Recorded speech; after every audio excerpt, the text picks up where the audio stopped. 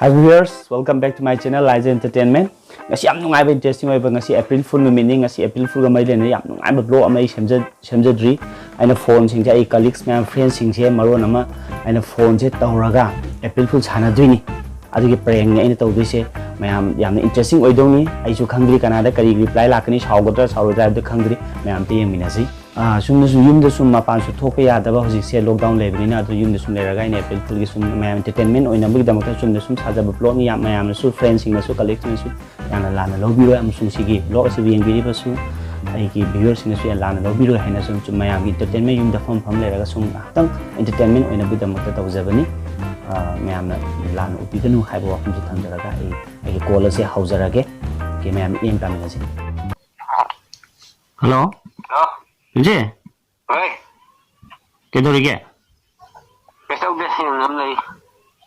Palm ताजुबा कनो beauty दो कनो पुखले हाइबनी डॉक्टर फुला तेना डॉक्टर पुखले हाइबने मना पेदने आइने फोन तौर हंगीसे नंग थाजद्र हंग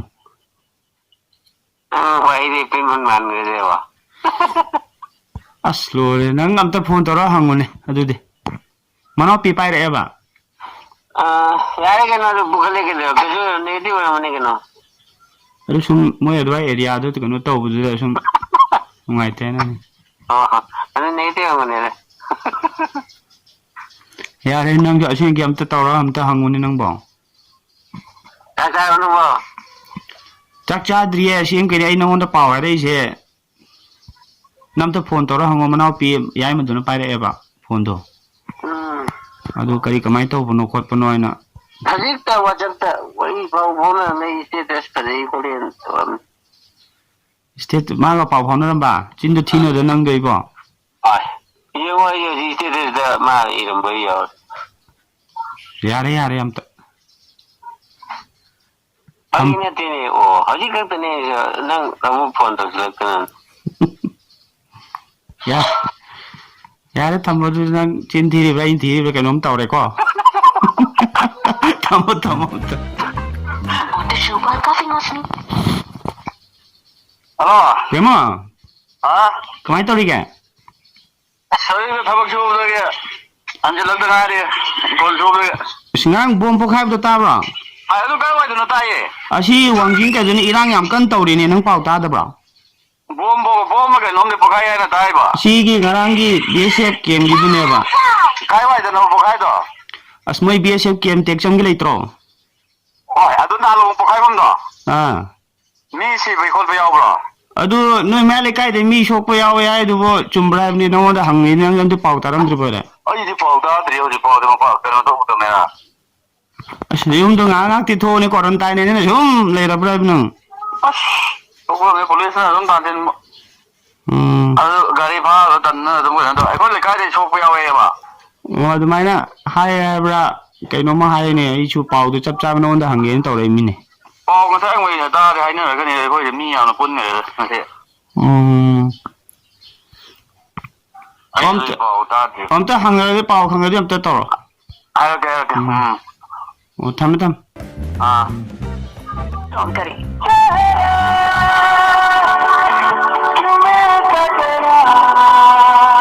हेलो chana हाँ kana kiran bala doctor pu khale se bo chumbra किरण मला ha April fool kana ne feel taw ri ba 오염이 애디 따지 아. 아이모들이 산다렇게 아들 산다리 오염이 나한테 메시지 산다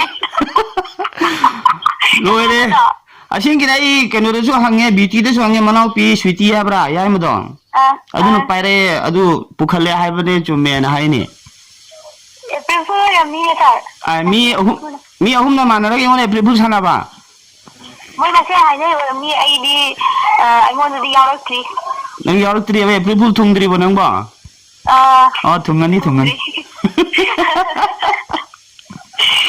o pare pa 내가 더 보람 내는 거 o nang se thung le ni handak ti section lo yengi 다 nungai ba quarantine ji bo 누아이리 tumbo sa to da ya dri sa ए पोखाई जनिए खा शिक्षा लो อ๋อทำไม่ทำ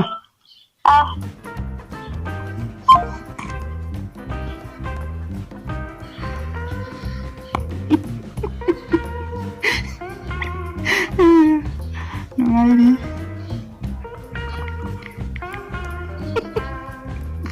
We sang songs without childhood friends, and it went like this. Say, hello, Biti, hello, kaya paung tara ba? kayo, kayo ba mala? Kaya may April Fool na ay lady, home dire siyang bay pukat na eh, sa Premjit to, may manaw pa, Govindo. Oo. Ado nang sa WhatsApp phone na may ado awoy bro oy dobra khang de doctor pukat la bra fever to wen. Mabindo ka nga, no? Special Premjit ki manaw pa, dang da hong yu to khang do. Oo, hanggang tuhong iba da. Is yara ngasi da message hanaramin ni magi birthday ni na ina wish piraga. Kanay birthday? Premjit ki ba? Sa Premjit ki man ba ko ina ka nusi mo buta na tro. Ah. Ay experience ga mara min kan di ne. Oh adu do. Ma ga message hanara mi raim ne. Ano ma ay adum ma ka ke wayu adum hangdong din daw ito ma ngasi birthday ni na wish piramin ne. Ah. Adu ni kanu ingol April Fool sana ri jala. Hana ba kana na hari no do. Premjit na harap ne me. Premjit na. Ma doctor la ye. Ma doctor la ye manaw pa lo sumai tar pukat le fever khara torok ta na na hai ba du ni. Wala mo sa Premjit na kanu daw yun. Oh nang quarantine to le ra. Oo lang. Nang di April Fool kana sana birak tribra ngasi ke. Ako school yang ngang na Facebook yan sana na pana ina dum khanga ba April Fool ne na ayam paktre na yi. Nang dia tu yang kanggal ni nang di. Coronavirus wala sila yaram tawira na na yi. Nang su sana jarak ni ko kana no ma.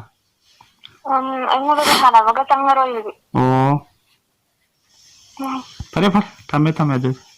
Section na layo. Always cover mouth with handkerchief or tissue while coughing or sneezing. Wash your hands. No? Bem. Kano phone parak ti da thabuk chili jala. Sum naga injao da sanu bai na section na thamago ga. Oh. Kaino ne pam tai chumron nei gi.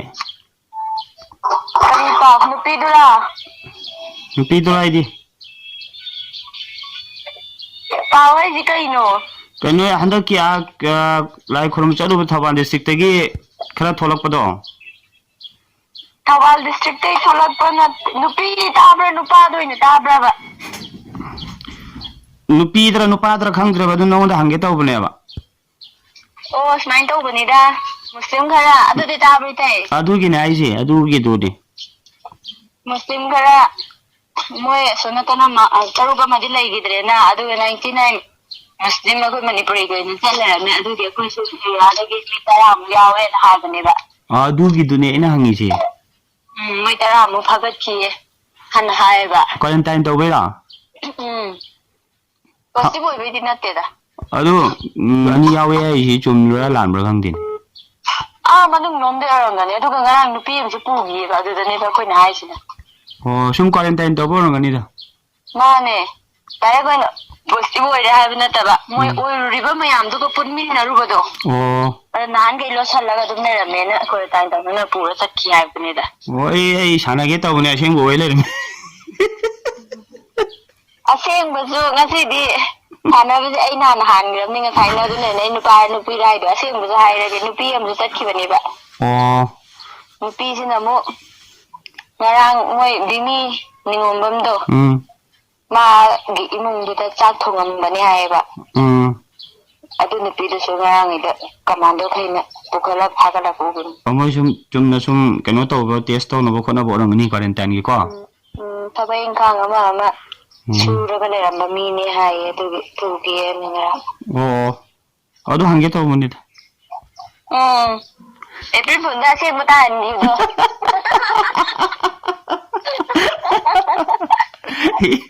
Yare thamo.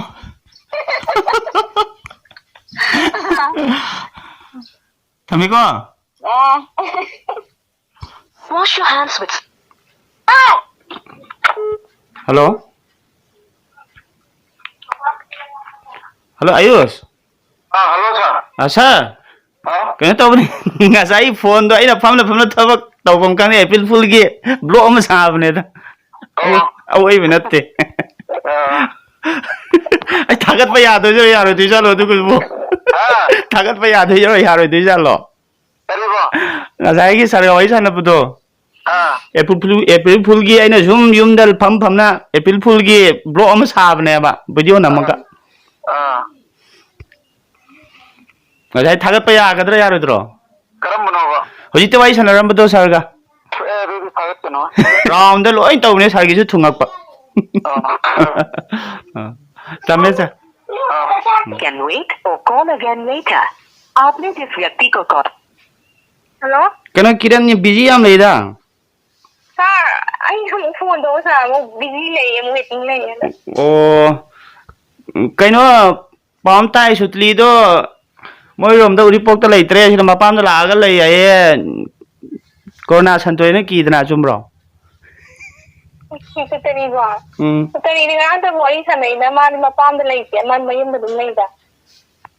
Oh, amayum da lei ba. Report ta lay. Oh, idea som da santore ya da ma ki dana ma pam da lei ra bra ni suti manung gi da. Nang khara nang Ka bang taw ri. Oh, nungai ri hai tare nang di busy am lei bo. Ay busy ay sa na imana ni ni April Fool sana ram bagi. Oh, ai April Fool sana ge na block kan na mi nanga. Ay ma. Oh, happy April Fool. Ay sir. I block kan na mi oren thak la ki ko. Tame. Always cover mouth with Oh, April Fool gi block kan na mi to phone la phom khang da na du gi ne. Oh, ini na biti ko yana bya we do thogi phone to we ko. Mai mama do na ina hai. Mama na ba.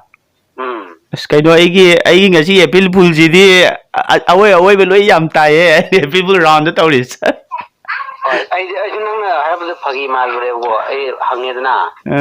Ai mama wai sana be screenshot ro ga no tha ke tha dra. Oh, ai su block ama kan na mi ba. Adu nang hai tam ai ma wai sana do ai tha ke yus. Nang phagi ne na hai ko thumi adu matang tha chan nang phak taw yo. Chin thira kan ro se block na mi Ajang man ni no guru no udang. Chin da thira kan se block na mi ha ba ne video na mi ha ne. Yo ai tha ke do nam ta to ham bi ko. Asnang awoi won ta ni. Awoi ba ta han ki ai beauty wai sana khare kai no. Asang thana bu sa thana bro. As ai loi na round da block na mi kan. Oh, par. April Fool. Always cover mouth with handkerchief or tissue. Hello. Remo. Pau ta ra. Hello, we are the one. Oh, phagi tau ne April Fool tau ne. April Fool tau ne ba. Ai hang de. Ai YouTube pe ye nga dum kai mai to da ra tro ba. Oh, ai April Fool tau ne round the block na mi kan na ngasi tau khom khang ta na. Yum pham ma. Kas tau de. Bom ni pokai ba le da. Bom bu di pokai. Moi na sum yam cheksin na kanu tau ma le ke su thodok pa tau da ma. Police ko ro ko la pokai ang bo re ma la. Oh, kano nam ya bang si ya. Blog na mi oyen thakla ke nong ning raja ne sar sajit ko ai sana ga da sana pa ga beauty ko pem ji kano ko kiran ko ai sana nu ngai raja. Tam. Wi.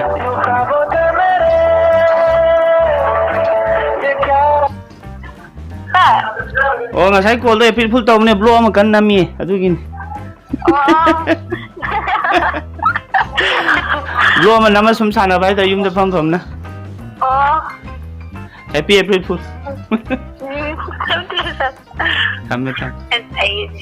Hello, Jerry. हाँ sir तुम तो क्या तुम नहीं रहो तुम दे sir तुम नहीं मन क्वारंटाइन तो ले रहे हैं होय अरे कहीं ने नंग न खरना एना नंगों पाव हंगाई ने सर सुभाष का कोई मते में नाउदो पोचे ले थोप का ना पुई है ये चुम्बरो खोंदी हम तता देता सर सुभाष तो पुई है कनो पाव हम ताई नंग खरना नंग तारम का ताई ननी ꯑꯩ ꯈꯪꯗꯤꯌꯦ ꯍꯣꯔꯦꯟ ꯍꯪꯒꯦ ꯁꯥꯔ ꯑꯗꯨꯒ ꯍꯥꯏꯔꯛꯀꯦ ꯍꯥꯏꯗꯤ ꯇꯥꯗꯤꯌꯦ ꯑꯩꯗꯤ ꯑꯝꯇ ꯅꯪꯅ ꯏꯅꯛ ꯅꯛꯑꯒ ꯇꯥꯔꯝꯗꯕ ꯇꯥꯗꯤꯌꯦ ꯅꯪꯒꯤ ꯌꯨꯝꯗꯤ ꯃꯄꯥꯟ ꯁꯨꯡꯊꯣꯛ ꯊꯣꯛꯇ ꯃꯥꯜꯂꯦꯕ ꯊꯣꯛꯇꯦ ꯁꯥꯔ ꯑꯩꯈꯣꯏꯒꯤ ꯊꯣꯡꯒꯥꯟ ꯐꯥꯎ ꯌꯧꯗꯤꯌꯦ ꯁꯨꯃꯥꯡꯗ ꯍꯦꯟꯗꯦ ꯑꯣ ꯏꯁ ꯐꯔꯦ ꯐꯔꯦ ꯅꯪ ꯑꯝꯇ ꯄꯥꯎꯗꯣ ꯂꯧꯅꯧ ꯍꯣꯏ ꯁꯥꯔ ꯂꯧꯔꯛꯀꯦ ꯑꯩ ꯍꯣꯔꯦꯟ ꯍꯥꯏꯐꯦꯠ ꯍꯪꯒꯦ ꯑꯩꯈꯣꯏ ꯃꯥ ꯍꯣꯏ ꯈꯪꯕ꯭ꯔꯥꯅ ꯑꯗꯨꯒ ꯍꯥꯏꯔꯛꯀꯦ ꯍꯣꯏ ꯍꯣꯏ ꯀꯃꯥꯏꯅ ꯇꯧꯔꯤꯖꯥꯠꯅꯣ ꯈꯪꯗꯦꯅꯦ ꯍꯣꯏ ꯑꯦꯄ꯭ꯔꯤꯜ ꯐꯨꯜ ꯁꯥꯟꯅꯕꯅꯦꯀꯣ ꯑꯃꯨꯛ ꯍꯪꯉꯨꯅꯤꯍꯦ ꯑꯩꯅ ꯉꯁꯤꯒꯤ ꯑꯦꯄ꯭ꯔꯤꯜ ꯐꯨꯜꯁꯦ ꯑꯝꯇ ꯁꯥꯟꯅꯐꯝ ꯂꯩꯇꯦ ꯉꯁꯥꯏ ꯇꯧꯔꯦ ꯑꯩꯉꯣꯟꯗ ꯍꯥꯟꯅ ꯁꯥꯟꯅꯈ꯭ꯔꯕ ꯔꯦꯀꯣꯔꯗꯤꯡ ꯅꯝꯃꯤꯌꯦꯕꯀꯣ ꯑꯗꯨꯒꯤ ꯕ꯭ꯂꯣꯛꯇꯨꯁꯨ ꯊꯥꯔꯛꯇꯣꯏꯅꯦ ꯅꯪꯁꯨ ꯌꯥꯎꯔꯕꯅꯦ ꯍꯟꯗꯛ ꯑꯩ ꯍꯧꯖꯤꯛ ꯉꯥꯡꯅꯈꯤꯕꯁꯦ ꯑꯥꯎ ꯊꯝꯃꯦ ꯁꯥꯔ enjoy April Fool in your home ꯍꯣꯏ ꯁꯥꯔ